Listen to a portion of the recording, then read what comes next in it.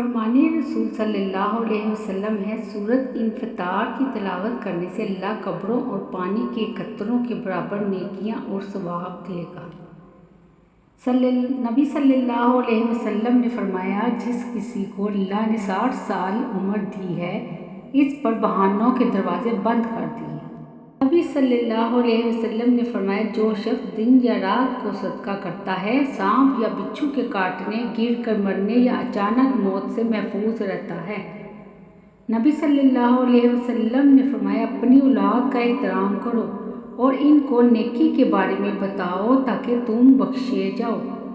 رسول اللہ صلی اللہ علیہ وسلم نے فرمایا، جو مسجد سے تکلیف دہ چیز نکالے، اللہ پاک اس کے لیے جنت میں گھر بنائے گا۔ نبی صلی اللہ علیہ وسلم نے فرمایا، انجیر کھاؤ، یہ بواسیر کو ختم کرتی ہے اور جوڑوں کے درد کو دور کرتی ہے۔ فرمان مصطفیٰ صلی اللہ علیہ وسلم ہے، اے ابو ذر، جب شوربہ پکاؤ تو اس کا پانی زیادہ کرو اور اپنے پڑوسیوں کا خیال کرو۔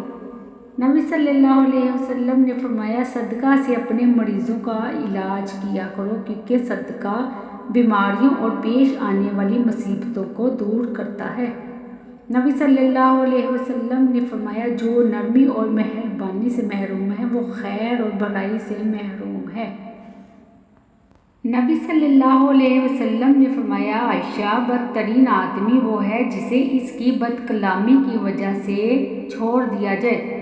نبی صلی اللہ علیہ وسلم نے فرمایا، لباس بھی خدا کی تسبیح کرتا ہے، لیکن جب آلودہ ہو جاتا ہے تو اس کی تسبیح کا سلسلہ منقطع ہو جاتا ہے۔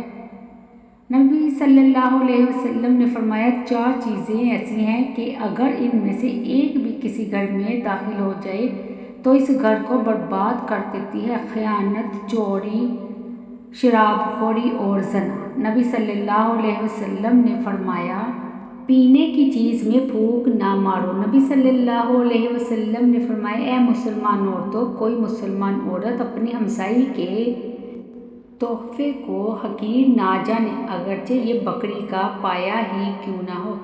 نبی صلی اللہ علیہ وسلم نے فرمایا، کدو کھایا کرو، کیونکہ یہ دل اور دماغ کو مضبوط کرتا ہے۔ نبی صلی اللہ علیہ وسلم نے فرمایا، سب سے افضل صدقہ پانی پلانا ہے۔